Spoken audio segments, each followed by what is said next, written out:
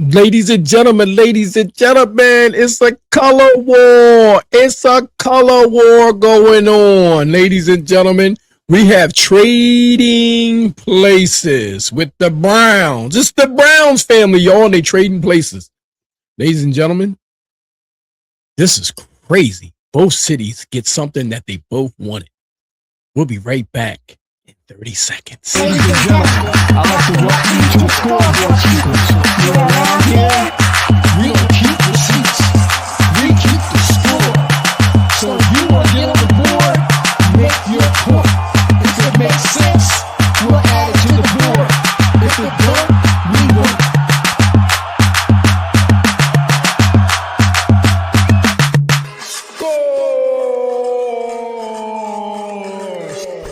Scoreboardkeepers.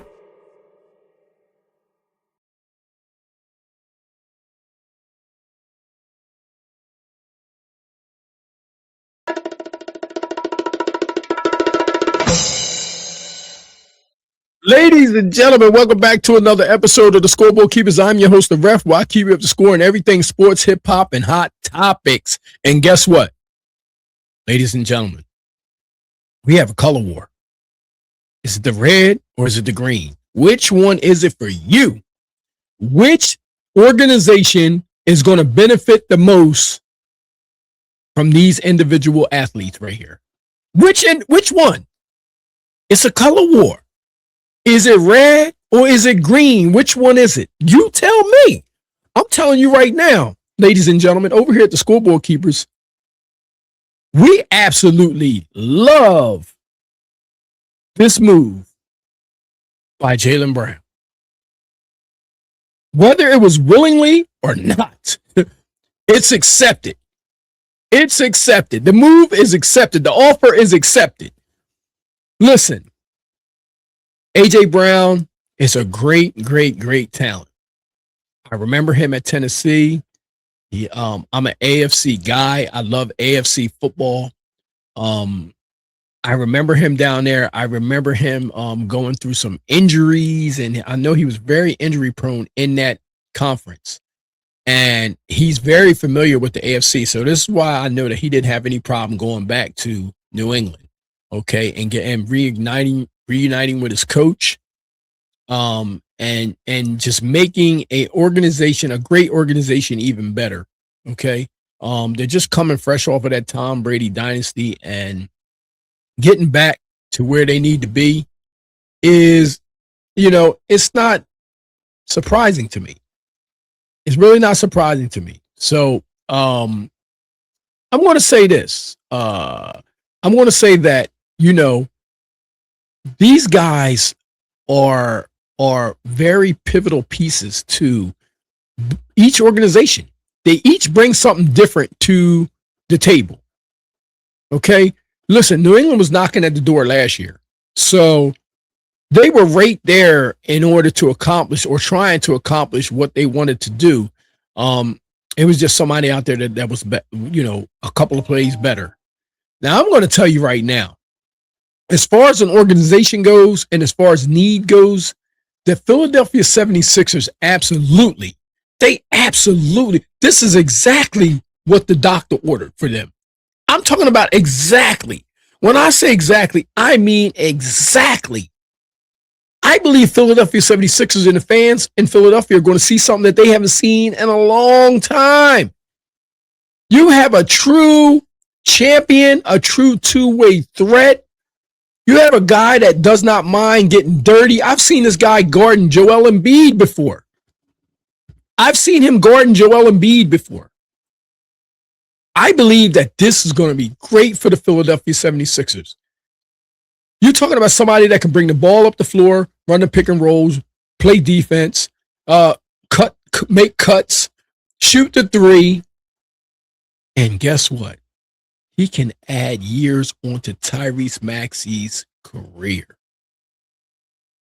I don't think people understand how important that is. I believe that Tyrese Maxey was absolutely looking at the front door. I believe Tyrese Maxey and Rich Paul was ready to get him up out of there if they didn't make moves.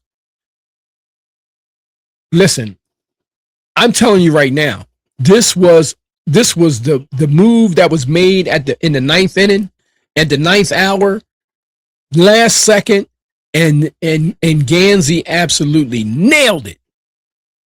He absolutely nailed it because this was so needed, not only for Tyrese Maxey, but for VJ Edgecombe.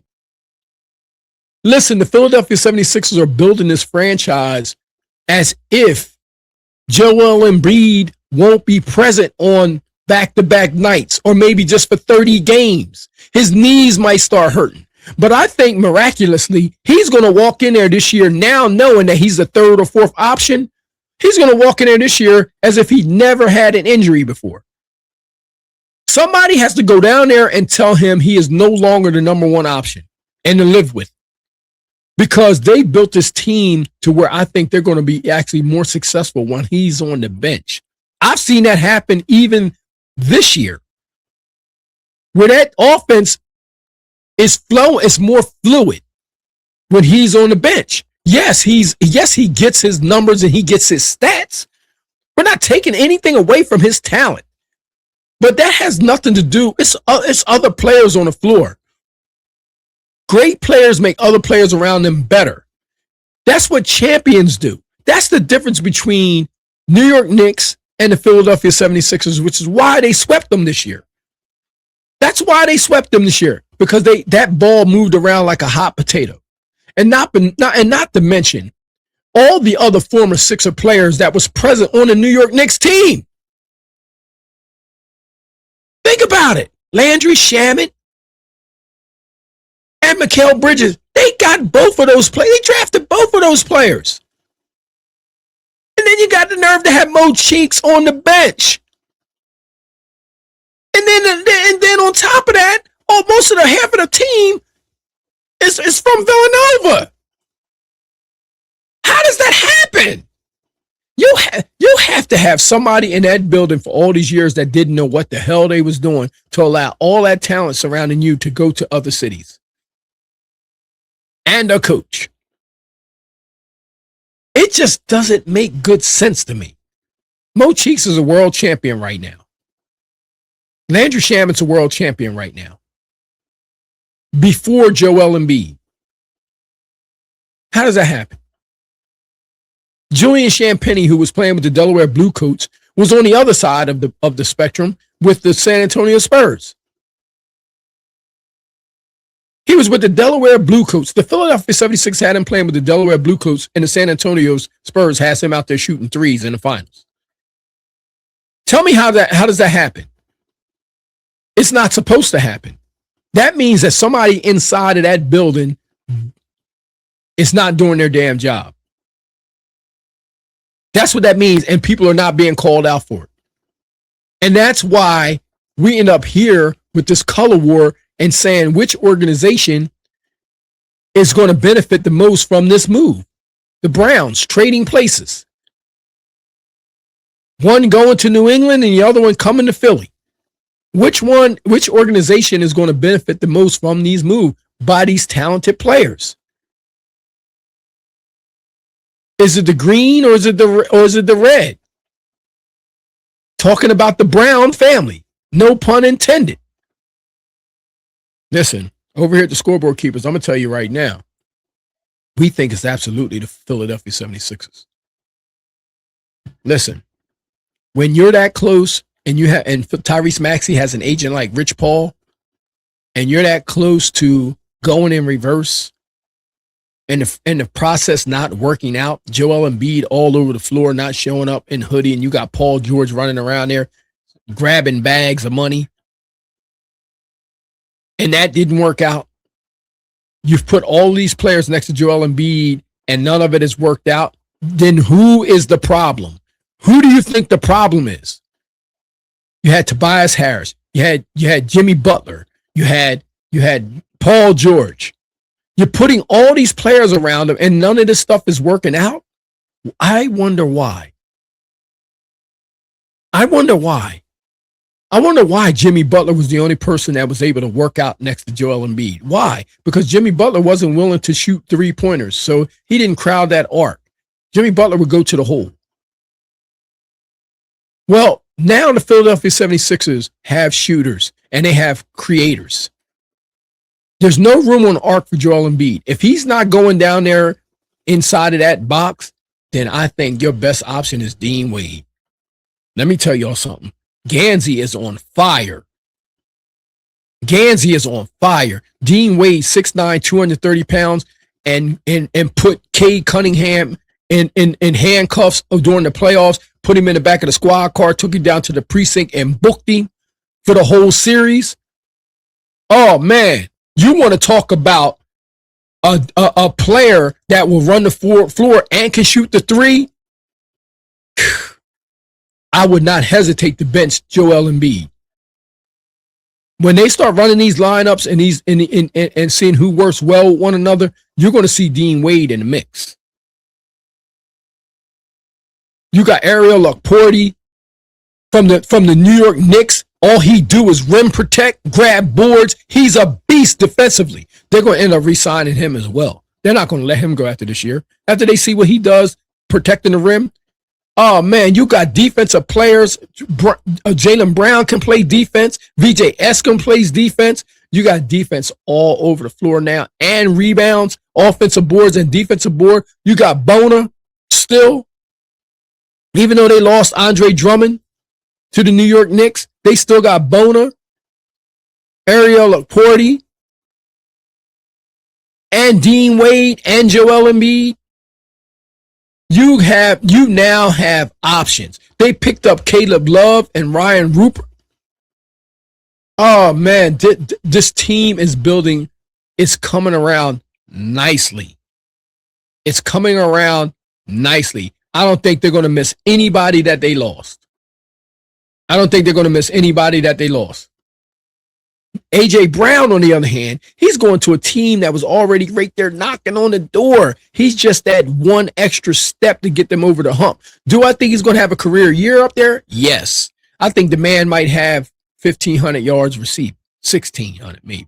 It's a possibility if he can stay healthy, because they're going to put that much pressure on defenses to be able to try to stop them. So yeah, he's going to bring something to them, but they already had most of the ingredients. The Philadelphia 76ers were going in reverse while Tyrese Maxey and company was watching this. If the Sixers don't get Jaylen Brown, I believe that next year Tyrese Maxey would have been asking for tickets to go out of town. You got to understand this, ladies and gentlemen. Let me tell y'all something.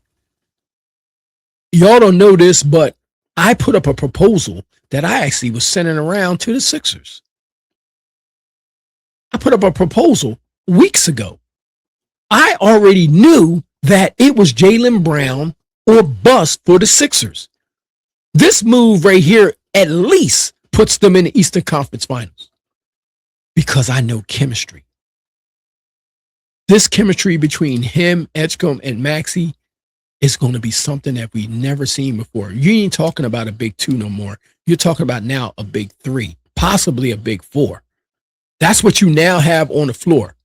All of these larger platforms getting on there and all these sports reporters talking about that nobody fears him going in the division or the conference and all that. Hogwash. Let me tell you something. They scared. But they're not going to say anything because the last thing you want this man to do is to go in that locker room and start marking and checking the calendar. Checking dates on the calendar. That's the last thing you want to do is light a fire under him. You let sleeping dogs lie. You know you're not supposed to go poke the bear. What are they supposed to say? Some of these platforms say some of the craziest things. No, I don't want to. I want to let sleeping dogs lie. I don't want to awaken him. They know exactly what this man brings to the table. And they're going to see the next time they go to sit down to eat and he don't show up with them groceries. This man is going to flourish. Tyrese Maxey may have the best year of his career. Somebody's going to have a good year this year with him on the floor because he makes other players better. He can get a bucket when necessary, when needed. He gets to the line. He can play small ball. That's what he does the best. Possession ball, man. This is what the Sixers have been lacking. They addressed all of their issues. Gansey is on fire. You did a great job. But let me just tell y'all, this is what we sent. This was weeks ago. This was our proposal. You guys didn't know anything about that, did you? Take a good look.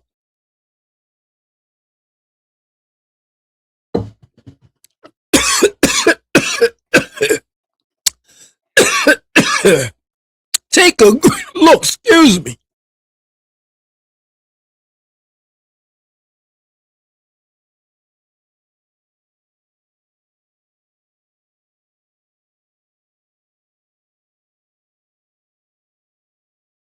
Y'all see it?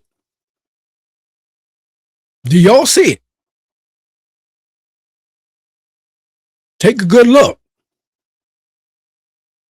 That was our proposal. That was our proposal.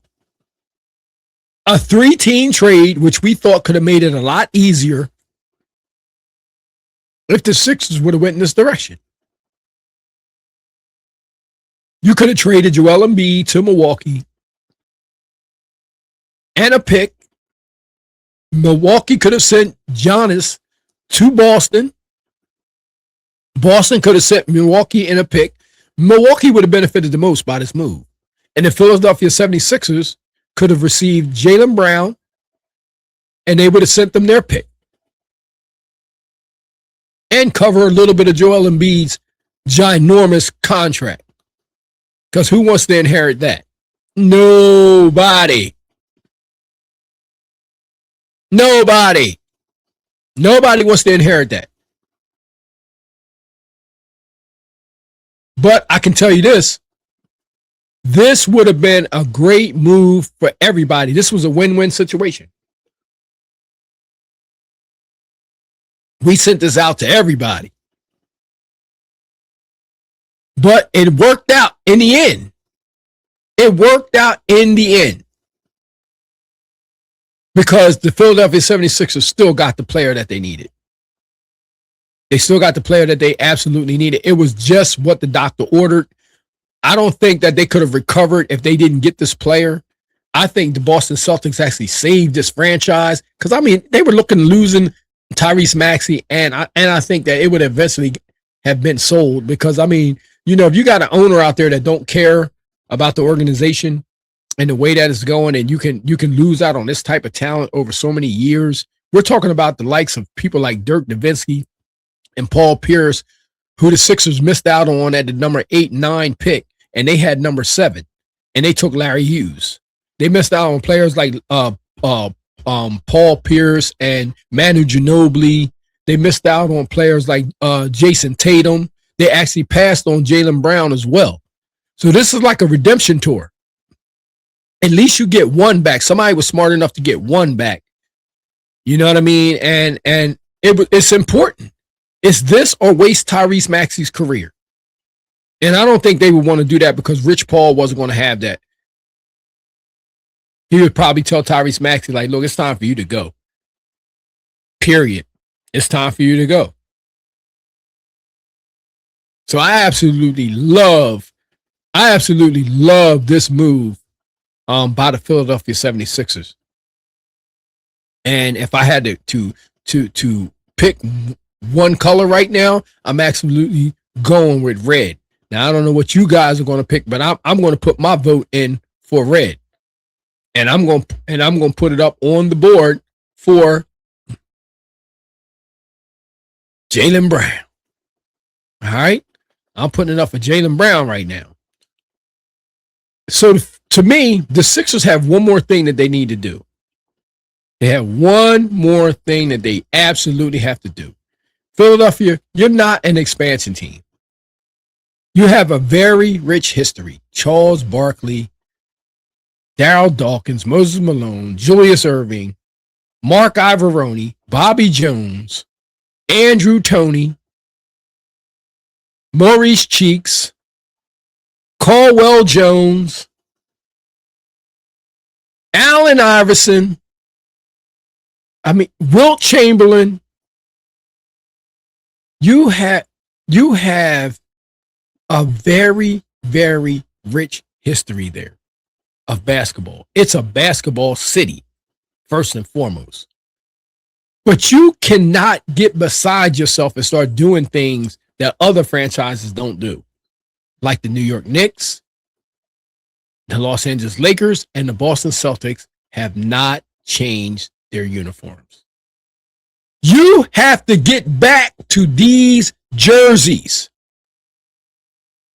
They should not be sitting in Mitchell and Ness. Why? You have to get back to these jerseys. You have to put Jaylen Brown in these jerseys and bring back that feeling. You have to get back to these jerseys. These are champion jerseys. These are winning jerseys. Everybody recognizes these jerseys. You're getting away from your identity. When you get back to these jerseys, you bring back the rich tradition of the Philadelphia 76ers organization. Moses Malone, fo.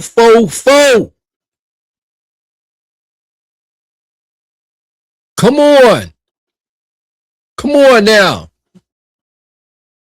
You got to get back to these. This is the one thing, Gansey, if you're listening, if you're watching, you have to get back to these jerseys. It's very, very important that you do so. The fan base connects with these jerseys right here. It's a must. It's an absolute must that this takes place. This is the icing on the cake for you, Gansey. I'm so happy. You must have seen or heard my messages, man. I'm telling you. For you to get Jaylen Brown out of the blue, you must have seen something.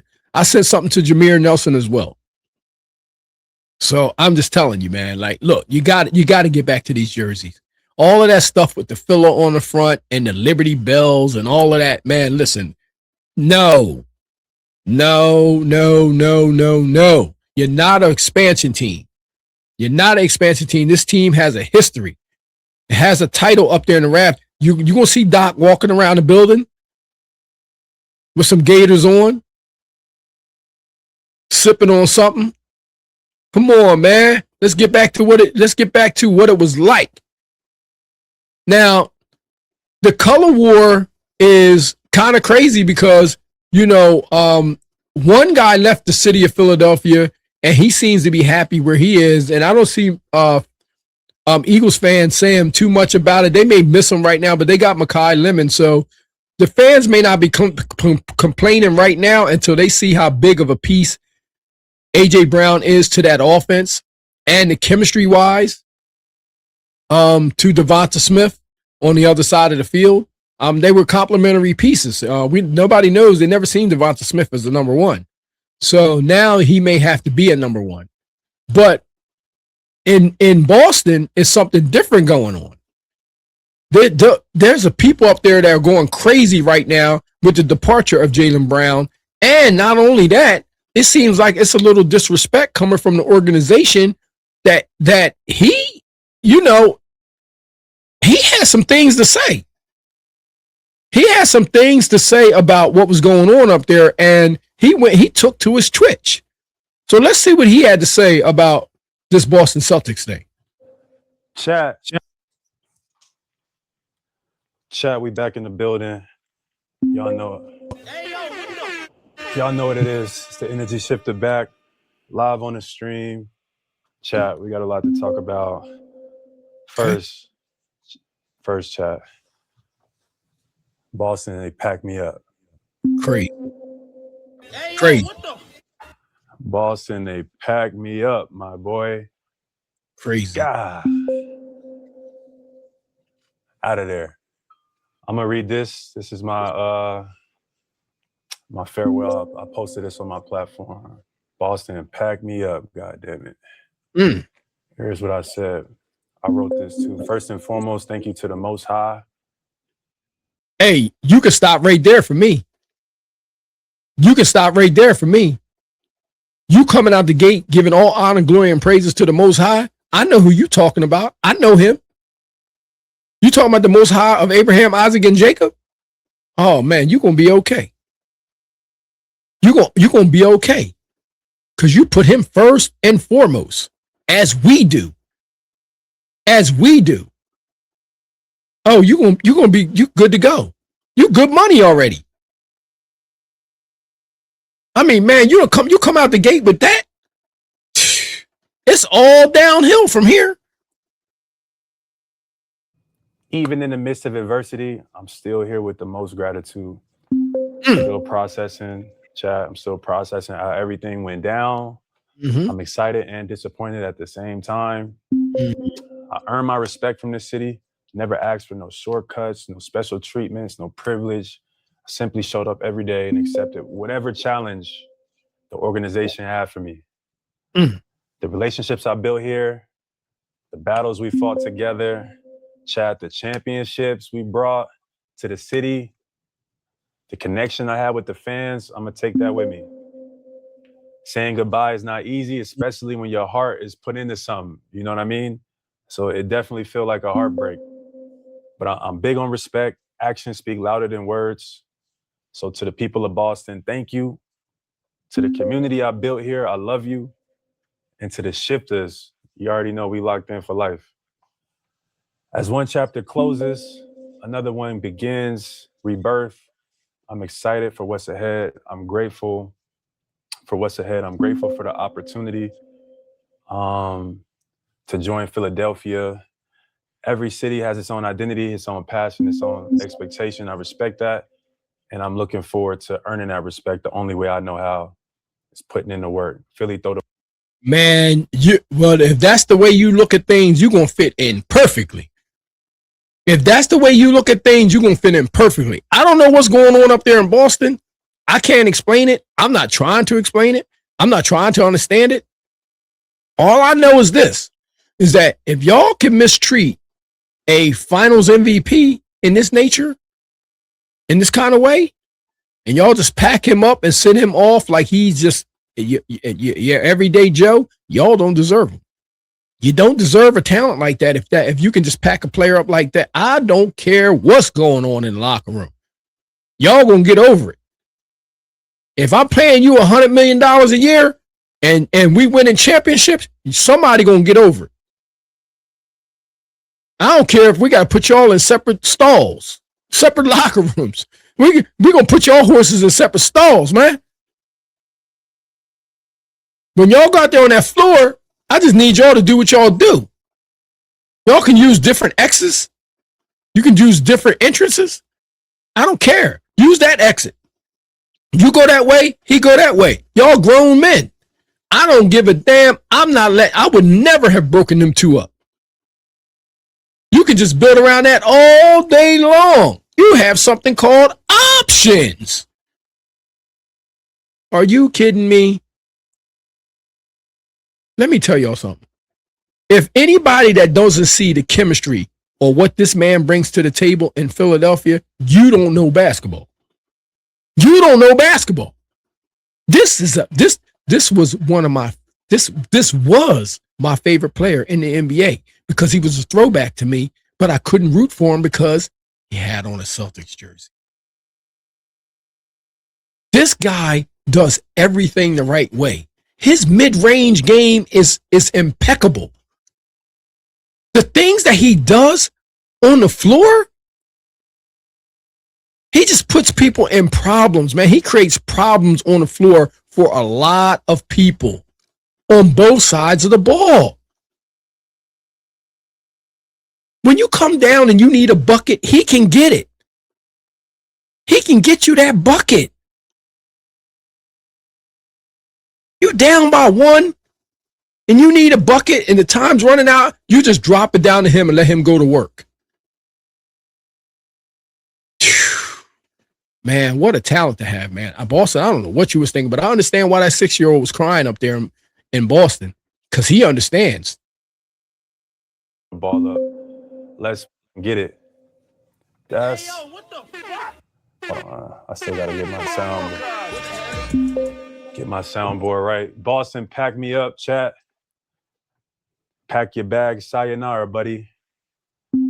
out of here. I will say, you know what I mean? I'm still processing everything, to be honest. Like, it's a bunch of like excitement, disappointment, it's a bunch of emotions. I'm still processing everything, so give me some time. But I'm also looking forward to what's to come next. I will say there was definitely a message being sent, and that message was received. I wasn't thrilled with the amount of respect that was showed during this process.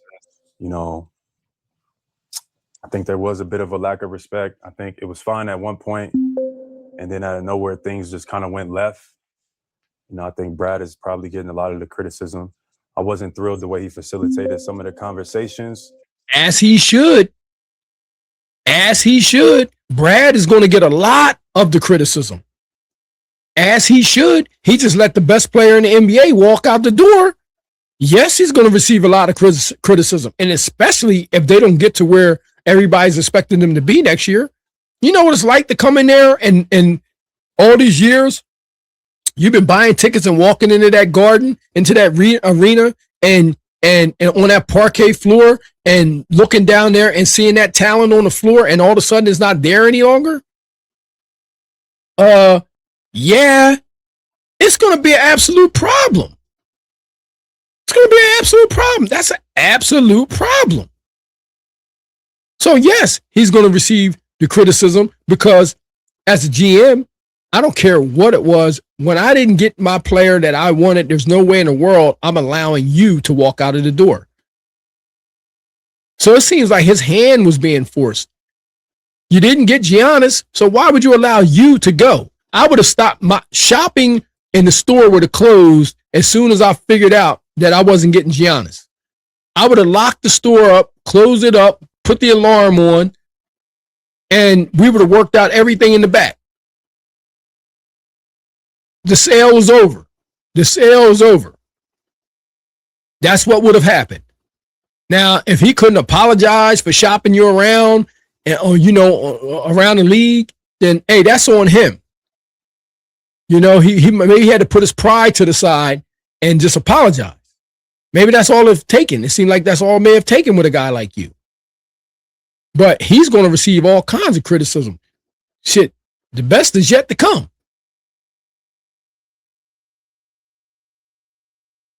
But I definitely think there's more to it. Chat, there's definitely more to it. I just wish that the more to it could have been explained to me. Because if the more to it was explained, I think I would have understood. I thought I earned respect enough to get that explanation. But hey, obviously I was wrong. Hey, but that's life. We move on. One thing I wish in this whole process, and it's good to get it out the way so we can move forward. I wish that my integrity and character haven't been attacked so much during this whole process. And I responded, and I keep responding because I feel like that's why I started to stream, because people try to create these narratives about you and make things up based on. I love that. I love that you're doing that. You're controlling the narrative. And not the media. I love that. What's wrong with you being on social media? Nothing. Nothing at all. On anonymous sources, but let's get into that. So let's pull up one thing that I saw that also bothered me as well. Let's pull it up. Brad Stevens. So this was Colin Cowherd said this today, but I'm gonna address this, but also this is very familiar to like other things that have been said. This is getting crushed. The GM, they obviously wanted Jaylen Brown out of the building. Jaylen Brown, I had two NBA sources tonight, two people in the league, one an executive, one a scout, say that Jaylen Brown it's a disease. He thinks he's the smartest guy in every room he's in. A disease was the word he used, not me. But a disease, I think that's a very interesting word to use. I've worked with people in the media. It's really, you get into a really bad space. You make a lot of money. Suddenly you're absolutely sure. You don't want to listen to your bosses. You don't want to listen to consultants. You don't want to listen to teammates. Jaylen's kind of, and by the way, one executive told me, this was always a little bit of Jaylen Brown's personality, kind of the smartest guy in the room, and live streaming and throwing it out there. And that's just not a good space. It used to be nothing good happens after 3 a.m. Nothing good happens when pro athletes live stream. It's just trouble. And this is where I agree. Like he's saying, like the live stream and like you need to have PR. But I think the world craves authenticity right now. Everything is so PR. Everything is so scripted. Everything is so fictional or packaged that I feel like, you know, people want to see what was real, what the real emotion is, what's real. Like rather than this fake, you know, political propaganda that we get delivered on in a bunch of different industries, including sports, including music, including politics, right? So, you know, me and Colin Cowherd can agree to disagree on that. But overall, I could say a lot about what he just said. I could stand up for myself, which I've been doing. You know, I feel like that's a narrative that people have been using for a long time to try to attack me and my character. I could rebuttal, but what? No, leave that to us, bro. No, let us rebuttal. Colin Cowherd, you need to mind your damn business. You out here using the word disease from 2 different sources. Did you realize that this man is a champion? He has an MVP trophy. You talking about your source? What do you mean a disease? What type? What? Diseases don't win titles. Diseases ruin locker rooms. What are you talking about? This man's consistently been on the floor. Consistently, he's been on the floor. And guess what? I don't like the fact that you didn't mention that he's a graduate of MIT. So 9 times out of 10, when he walks in rooms, he is the smartest man in the room. Why didn't you tell the people that? Yes, Jaylen Brown is an MIT graduate. He's an intellectual. He has a very high IQ. This is a known fact. He's a very smart man. What do you want him to do? Fall in line? Why? You want him to be like the other NBA players? The ones that retire and are broke, that doesn't take control of their careers? Parents got to put $40, $50 million away from them so they don't blow it. Here this man is setting an example for players that can come from behind him and learn and see what it takes in order to be successful on and off the court with your finances. And you're telling me that he don't listen? That he's a disease? Why? Because he's different than what you're used to? Just fall in line and be like the other NBA players, huh? Just shut up and play? Man, you need to mind your damn business. You so far out of pocket, it don't even make sense. Like this narrative that's following this man is ridiculous. Let's talk about how, why didn't you tell the people about how when the United States went to the Olympics, they took the 3rd or 4th best player off of his team during his MVP season? And Derek White. Here we are, got the United States going to take on the world, and you leave one of our best players behind, the best player on the planet at the time. Y'all chose to go abroad without Jaylen Brown on the team. He was fresh off a championship and an MVP trophy, and y'all felt comfortable to leave him behind. Y'all felt more comfortable to take Joel Embiid, who don't even play back-to-back nights, who arguably should have been resting at the time because he was injured. But yet he found it in himself to be a part of a team when he should have went and played for Africa. He went and got gold. He went and got gold. He went and got a gold medal with the United States of America, and y'all left the finals MVP at home. Make it make sense. And Colin Cowherd, you up here talking about your sources. What sources? Do you know this man personally? You don't know this man personally. This is the problem I'm having with with these larger platforms. They saying a lot and they ain't saying nothing. And they got a lot of people following them. It's absolutely absurd to be talking about this man like that just because he's an intellectual. It's more to him than just basketball. What do you mean PR? He doesn't want a PR team. What's he supposed to do? You're asking this man to go against something that reporters don't even like. You're asking this man not to be transparent. Y'all go in the locker rooms and put a microphone in front of their face because you want a story. And now you're upset because he's out here being transparent with the information. Now it's not good because he's controlling his own narrative and you're not. You wanted to spin a narrative on him because you talked to somebody behind the scenes. You took one man's opinion and you went out there and said it to 50,000 people. 50,000 of your followers now are heard exactly what you said and probably have taken a side. That's irresponsible, man. That's absolutely irresponsible. And you get no respect over here for that because I've heard you on other topics. We don't follow you, but I've heard you on other topics on things that we disagree with that you seem like it's always has to be drama oriented or drama related. It's always something. I've never heard you talk about really like just about things that are just good that you just whether you dislike it or not, just are good for that individual player or that individual athlete. It's every time I'm hearing you and hearing your name come up, it has some type of negative vibe around it. And I mean, you jumped out there with the surety. You don't even know this man personally. He's an intellectual. And if you're going to tell the story, tell the whole story. He's an MIT graduate, so most of the times he is the smartest man in the room. And it's not a disease.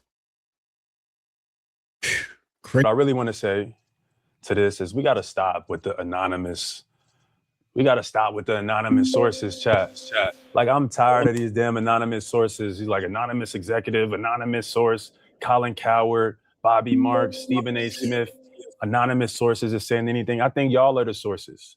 And if not, y'all shouldn't even say it if it's something that's this ridiculous. But we got to stop. Like, at one point, this is a part of the reason why I started streaming in the first place, because they use anonymous sources to hide behind how they actually feel, or to hide behind things that could be controversial, or to hide behind things that are examples of bigotry. Whoa. So this is an example. Whoa. See, now that's a whole nother ball of wax.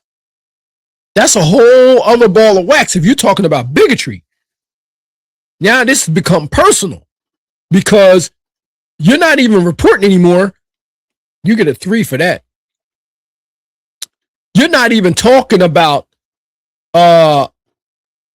wait a minute, hold on. Because when you say things like that around here, we can't let things like that just go by the wayside, man. No way. When you say things like that around here, we got to do something.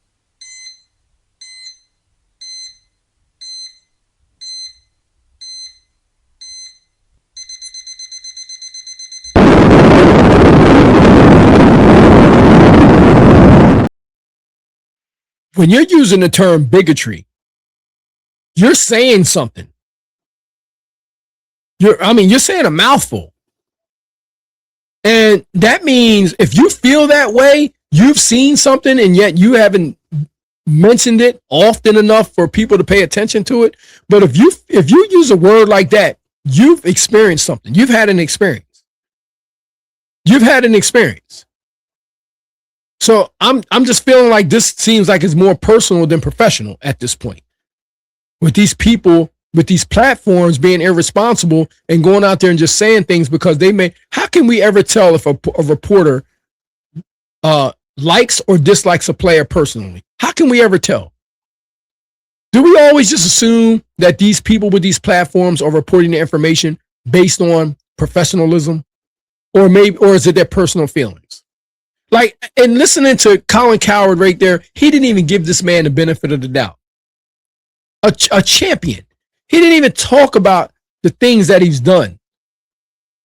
He just talked about the man being a disease. What? Was Michael Jordan a disease? As bad as he was allegedly treating his players in the locker room, smacking people and all of that, was he a disease? Or did he just demand greatness? Which one was it? But now this man's a disease. Colin Cowherd, you need to mind your damn business. Because you off on this one. You're wrong for this. And I'm glad Jaylen Brown is controlling the narrative by using his live streaming and his Twitch. Did you also tell the people that this man has his own shoe? He didn't sign an endorsement deal, sneaker deal. He has his own shoe. He's an entrepreneur and an intellectual. This man is very smart. Y'all have to go look up and see what he did at MIT. He's a part of something big at MIT. He did something special there. So he's not just a basketball player. He's smart as well. And Colin Cowherd wants him to just fall in line and be like the other players. Of one, but this is not the first time. Stephen A. Smith said the same thing a couple years ago. He was like, "It's not me. This is our anonymous source." And Bobby Marks said the same. "It's not me. It's my anonymous source." Colin Cowherd said the same thing. "It's not me. It's my anonymous source." But they don't see how much damage that can do. And now I got to answer questions to like. Exactly. I totally understand what you're saying. And guess what? You mentioned something because there's another individual that you just mentioned that I heard him say out of his own mouth that sometimes these athletes' personal lives is fair game. They think that their personal lives is fair game because of the things that they do out there. I've heard them say this before. So this opens these players up to people getting involved in your personal business. And then these reporters, journalists, podcasters, beat writers to go delve into your life. And then you under the disguise as a report. When really it's just a personal attack. But when the rabbit got the gun, you know what I mean? It's a different story. Now you're controlling your own narrative because you're getting out here and you're calling people out. So we actually see that it's a lot of the times that these other platforms, these larger ones, these people don't know what they're talking about. They're just making up a story and people are falling for it. That's what it's all about. They gossip every day. They gossip every day. And it's a damn shame. Because, I mean, you got to be more responsible, even as a reporter. If it's something in there that goes beyond the lines of sports, where you know you could be affecting a person personally, you need to have a little discretion. You need to have a little discretion in your scholarship. Because at the end of the day, this is just a game. And that's that man's job. If you're not willing to be there to correct the things that you've damaged or pick up the things that you've broken, then maybe you shouldn't be talking about it.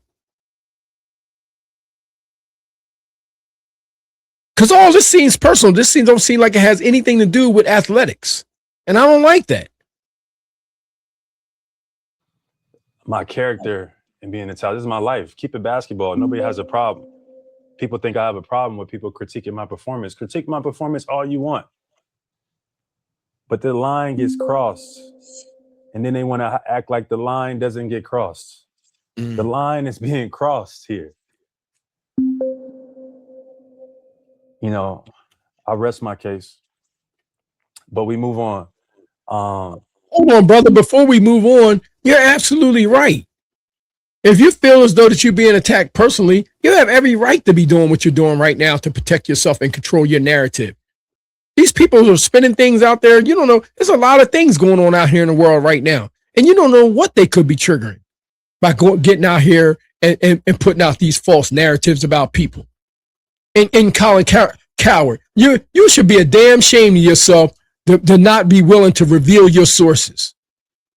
Whenever you make a claim like this, you should be responsible enough to reveal your sources.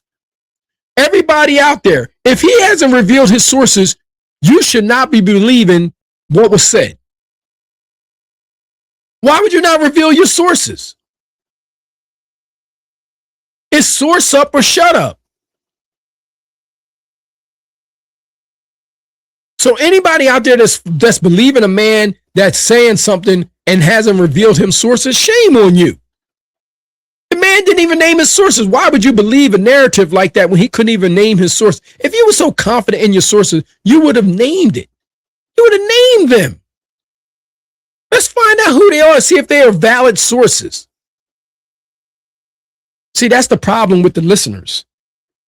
See, anybody that's listening to these guys, they don't even think like that probably most of the times. They don't even think like, well, maybe this guy could be lying, or maybe he doesn't really have a source, or maybe he just doesn't like Jaylen Brown personally. You can't just tell me anything. I want to check your source. Who told you this? Man, you got to be kidding me. It's ridiculous. Absolutely ridiculous.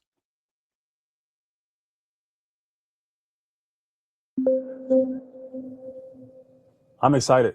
I'm excited for the future. I'm excited for what's to come next. You know what I mean? It's bittersweet. You know, I think Philadelphia has a history of like being a strong city, of being a tough-nosed city. So I'm looking forward to that because I don't want no special treatment. I don't want no handouts. I don't need no extra privilege. Not to say y'all were going to give me that anyway, but, you know, I plan on earning my respect one day at a time by putting in the work, you know, so I look forward to getting in the gym. I look forward to, you know, the whole process. So, man, that shit sound like it's going to be like a hand in glove. If you come into a city like that, blue collar, and you ready to put in that work, man, they gonna welcome you with open arms. This is going to be like a hand in glove situation. I believe the Philadelphia 76ers are about to see something they haven't seen in a long time. You're about to see somebody and something at a position in a long that you haven't seen in a long time. Somebody's going to have a great year this year. I don't know if it's Tyrese Maxey or VJ Escom. I don't know who it is, but somebody's going to benefit a lot by having a talent like this on the floor in between those young guys that are going to be able to witness what it takes to be great and what it takes to be able to perform at the next level and take your game to another level. Just like the Knicks did. The Knicks did not fear Joel Embiid, who thought in his head that he could sit around resting his legs and come back in the playoffs and win a series. You know, that just tells you where there's no way in the world that I can sit around and watch my team go to battle while I'm sitting over there on the bench. Why am I going to feel different 3 days from now than I do right now? And I expect to go into a series, they smack them around because that's disrespectful. Like you're saving yourself for this series. That's not how sports go. You're not going to just walk in here and win a series with my team because you think you was rested up. No. The Knicks said, I'll be your Huckleberry, and sent you right home with the broom. It was ugly. It was ugly. They came on the road and did the same thing. Something tells me mysteriously he's going to walk out there this year and play 60 games because Sixers put him on notice. This team is absolutely built for his absence. It's absolutely built to win with him not being around. He's on notice. I would not hesitate putting him on the bench if he ain't playing right. Because there's a new sheriff in town.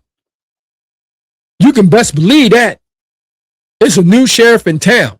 I love the way this roster's built, and they have a good bench.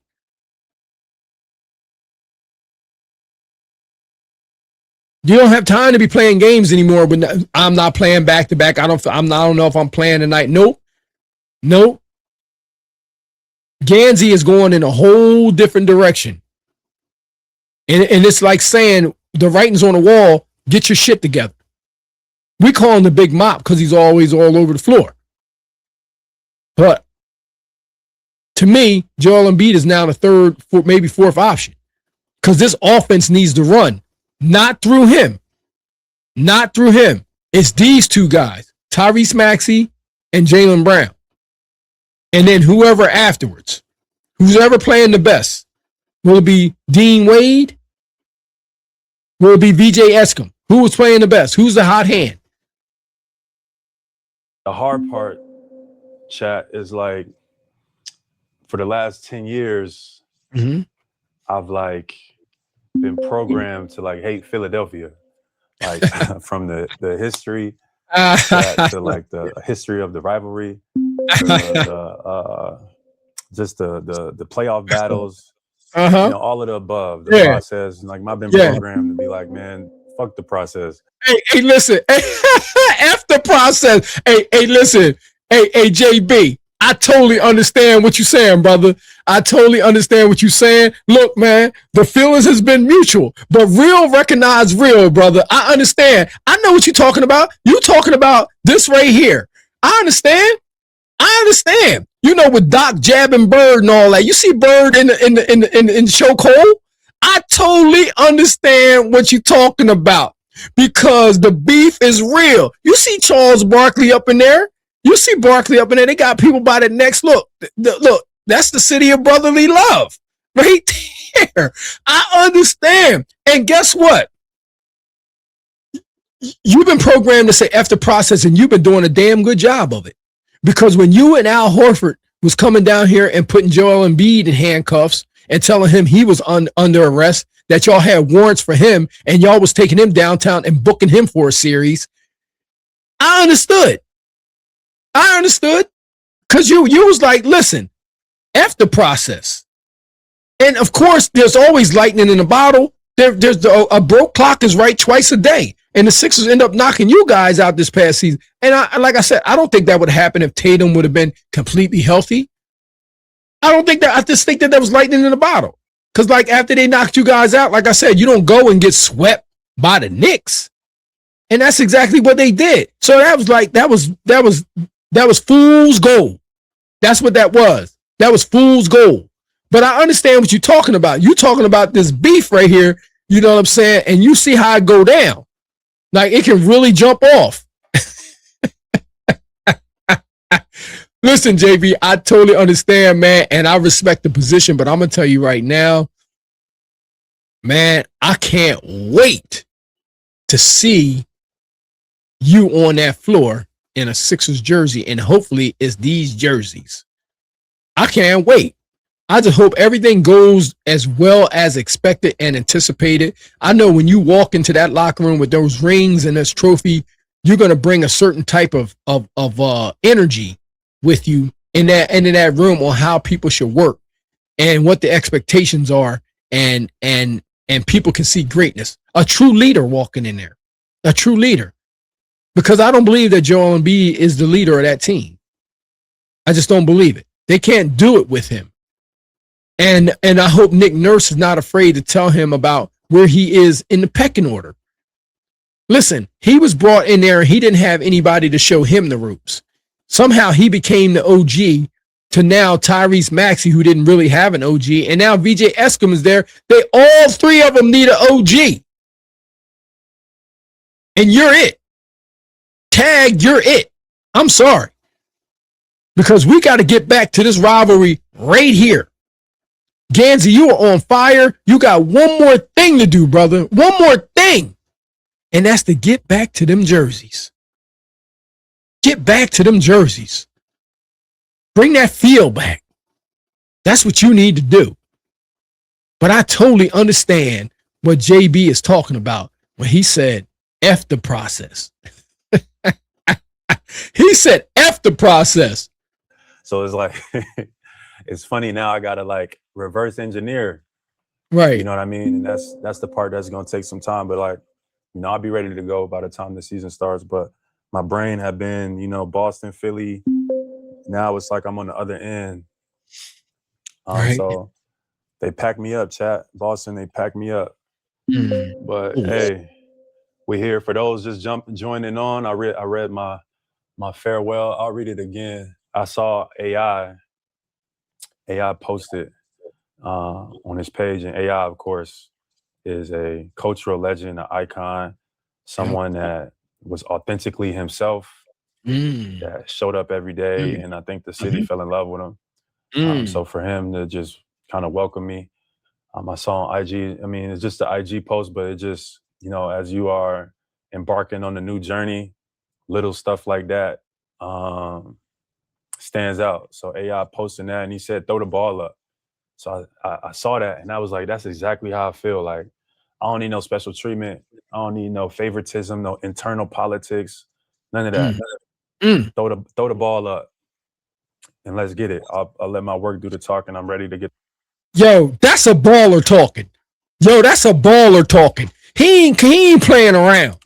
He's saying, look, I'm gonna let my works on the floor speak for itself, man. Throw the ball up. When AI stamping you, you know what I'm saying? Like, it's official, man. AI know what this cat brings to that team, man. He know. He know, man. Yo, he's AI saying, let's just get the work. He know. You're gonna see Allen Iverson at more games now than ever. I'm telling you right now, you're gonna see him at more games now than ever. It's about to be a movie down there. Them tickets gonna be so crazy down there.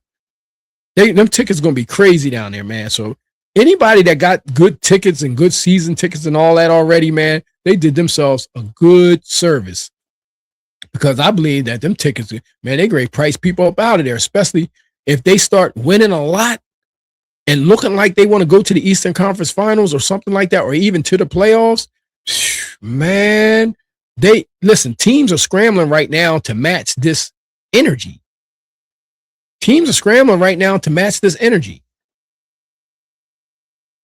Absolutely. And I mean, it's going to be a war. It's going to be a war because you have some good teams in the East, and the Sixers was on their way to being outside of the play-in. They was already a play-in team, but they was moving themselves all the way down to like position 9.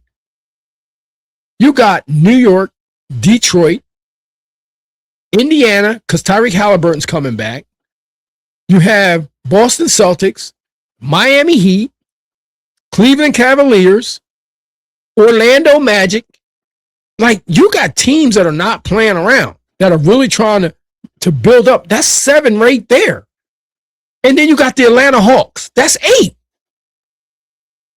The Sixers could not beat the Atlanta Hawks for nothing. They struggled with the Cleveland Cavaliers, and they couldn't beat Detroit. So you're not going to beat those other 5. That's the 8 right there. Now the Sixers put themselves all the way right back in the mix by making a move like this because they was on their way to not even being a play-in team. 40 wins a season. 40-40. Come on, man. Make it make sense. The work this summer. I'm ready to get back in the gym, work on my weaknesses, improve like my mindset, my leadership, you know what I mean? My authenticity coming to Philadelphia. And hopefully all of that is well received. But, it's definitely a bittersweet ending. Like I said before, I'm still processing a lot, Chad. Like, you know what I mean? Like, got my family, my grandpa, etc. I wasn't thrilled with how the conversation was facilitated. I did feel like it was a lack of respect. At one point, it was fine, and out of nowhere, it just went left. I definitely think it's more to it. It definitely is more to it. I know Brad is getting a lot of the criticism, but, I just wish that more to it could have been explained. I just wish that they had the respect to just tell me what it was. Bro, let me tell you something. We all sitting around waiting for that. And I don't think you should hold your breath because we never going to understand it. Just like we didn't understand them not sending you to the Olympics. We don't listen. There's no excuse that they could tell us right now that's going to make any sense anyway. There's nothing that they could tell us right now that's going to make us say, okay, yeah, I see why y'all got rid of him. No. I can say for a fact that I actually feel bad for the Celtics fans when you get rid of a player like this, man.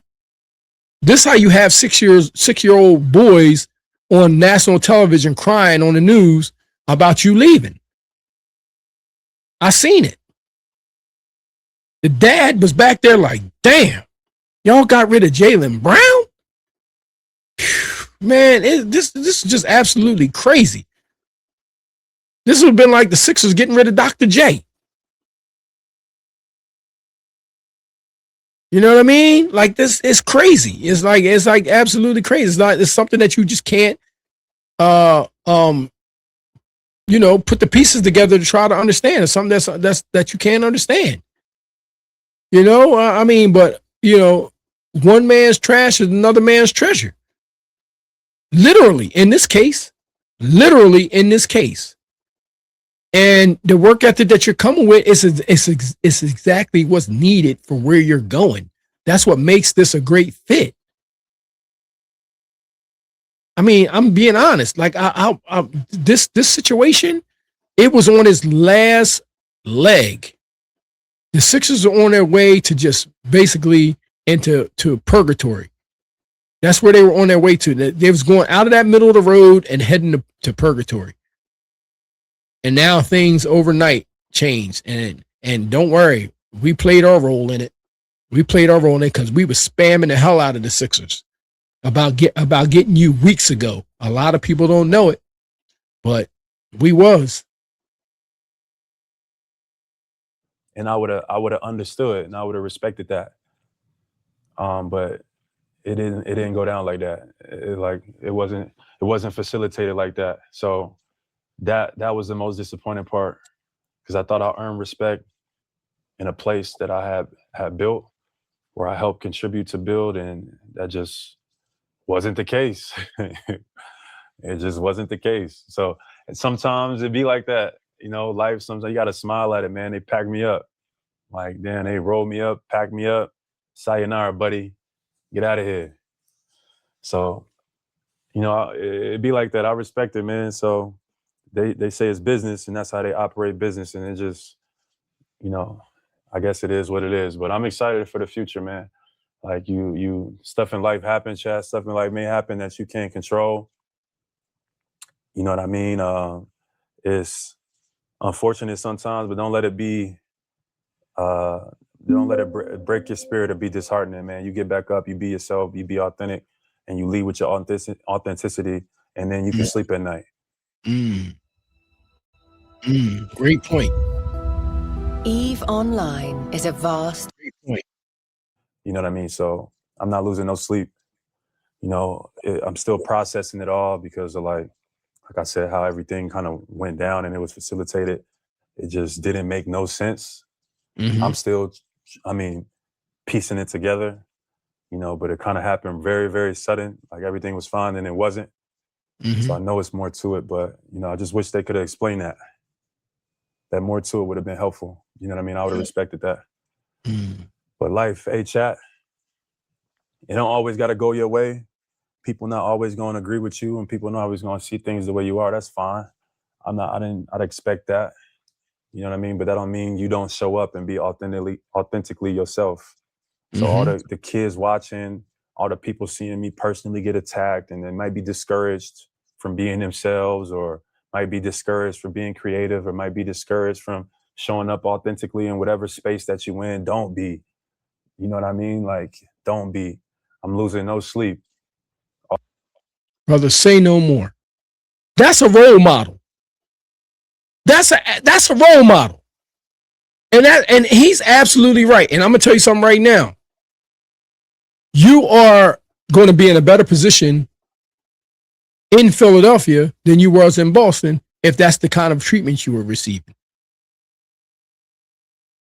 You're going to come to Philadelphia and get all kinds of love, and you may get a little something extra too.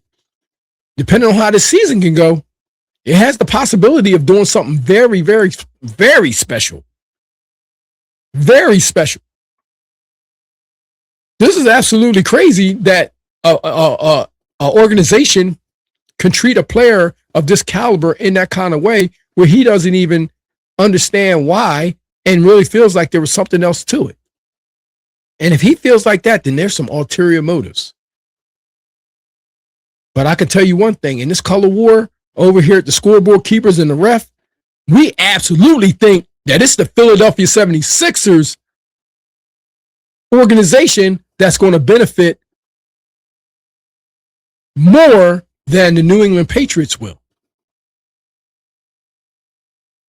with these two athletes trading places.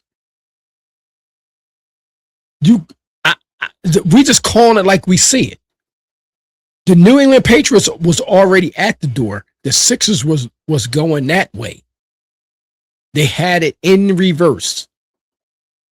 And in reverse for them means losing Tyrese Maxey, who you would have been wasting his career, who's already been in the league for 5 or 6 years now, and probably should be a world champion already.